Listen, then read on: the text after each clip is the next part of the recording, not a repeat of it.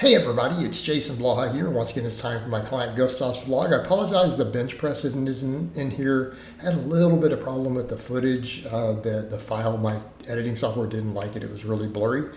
So I just chopped it out. We don't need it. So for the unaware, again, Gustov is actually right now, he is my youngest client.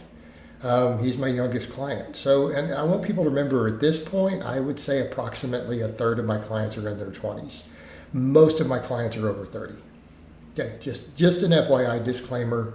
I would say almost all of my clients, again, well over half at this point, are in their 30s and 40s, because that's the demographic I draw in. So again, a younger client, but he's focused on, again, hypertrophy. Like for him, strength is only a means to an end, right? It's a means to an end. He's a drug-free guy, a couple years of lifting under his belt here. And he just wants a good physique. And accordingly, so we treat his big lifts like that. So you guys will notice, I don't really take him under about 5 reps, okay? Because for people who are chasing muscle mass, I don't need to do training maxes if all they care about is physique. And there's going to be people like we might want to go heavier, even older populations. And there's been a lot of people I run with training maxes. But right now for his goals, I don't need them because really 5s and 6s are heavy enough to get the type of strength that we want out of him. So again, something to consider when it comes to the strength end. So we don't have to go super heavy, right? I think for a lot of my guys who just want a physique and they literally only perceive strength as a means to an end, I'm fine with not really going under about 5 reps for them.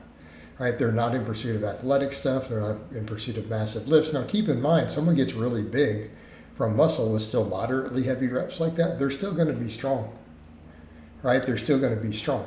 They just won't have the absolute best possible max unless they went and practice it for a while. But in his case, we do a 4-day body part split. So we start the week off with 3 chest exercises and then a tricep exercise. In his case, his arms are pretty good, so I don't do huge amounts of arm work because there's no need to do so when his arms are actually a fairly strong point. We just pick one good tricep and one good bicep exercise. So notice here from the side, actually his triceps are a strong point. So on that press day, I focus on his chest. We hit the chest from all 3 angles, right? We do barbell and dumbbell work, and then we pick one really good tricep exercise that makes sure to hit the long head. Because he's already getting 9 sets for chest there that works triceps to some extent, and then we come in and finish them off. Okay, and a lot of people will be like, is this enough volume? Well, he's making gains. He's making gains. So clearly it is.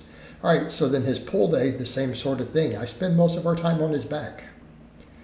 Right, we're working those lats from a few different angles. Right, we're working the lats, the traps, the rear delts, all of that. And then I finish up with just one bicep exercise. So right now, because rows were really making him nauseated, and he's not lazy, because notice he's more than happy to do full range of motion weighted pull-ups. He's not lazy at all. So he was just saying, look, I ran and puked a couple times, this is not working. So we took him out, right? Because that's not helping our gains. He's trying to gain muscle. You're not gaining muscle if you're puking in the middle of your rows. So we replace him with cable rows. So we do a weighted pull-up, we do a seated cable row, then I have him do those incline rows. So we take a bench, an incline bench, get on it, take a pair of dumbbell rows, and that gives us a slightly higher angle than the others. So again, just like with the chest, 3 different angles, flat, incline, decline, we almost have the same thing going for his back. So again, we're just working those different angles, 3 sets of each, and then we do 3 sets of curls to failure.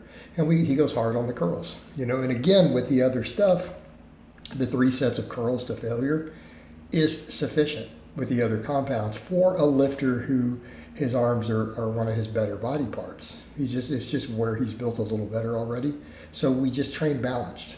We don't need a ton of stuff, just one good isolation for each. And we're good. All right, we're good to go. All right, then we have a shoulder day. So we start off with strict standing press. And the same thing, notice how good his form is. And this is one of the perks when you do have a guy who only cares about the physique. He doesn't have the ego with the lifting, so it's okay.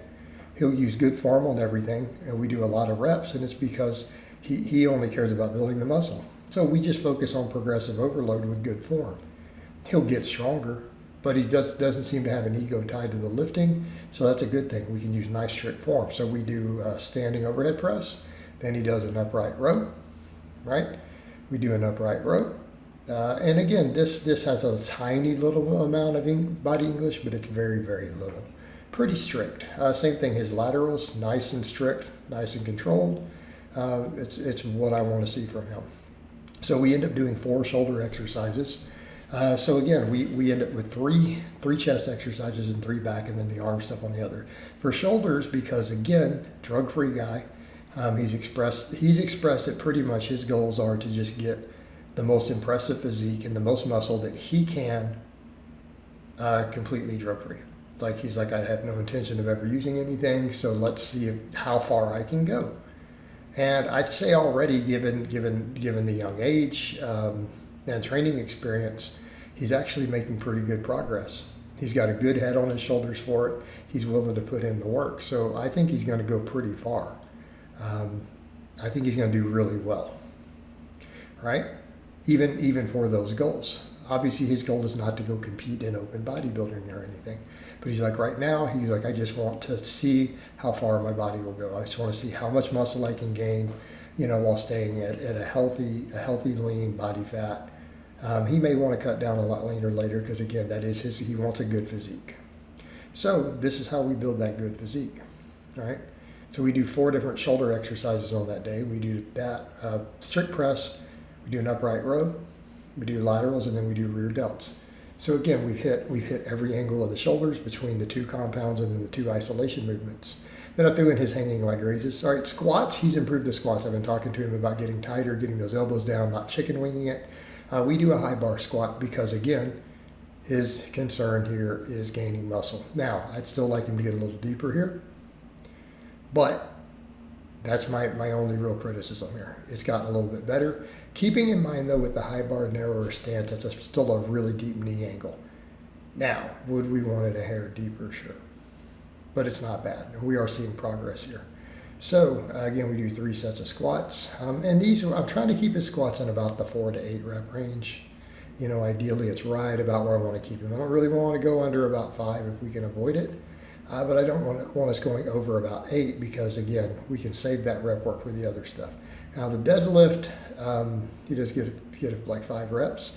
I'm keeping him there until we can get more reps. So until he starts getting 6 or 7, I'm not going to really bump his weight up. But we've worked on form. He's got nice, decent form. We've got 3 plates and some change for 5s.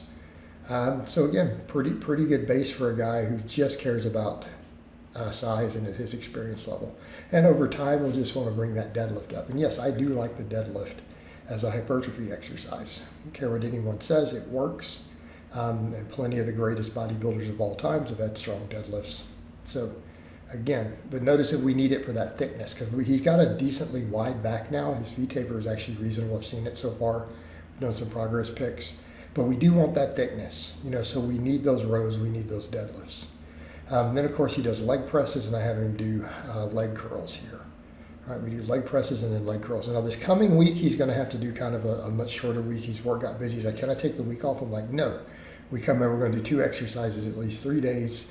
He's going to do something and at least do his basic lifts. We don't want downtime. Worst thing you can do for your habits and consistency. So I hope it's been informative, and I'll talk to you guys and gals next time.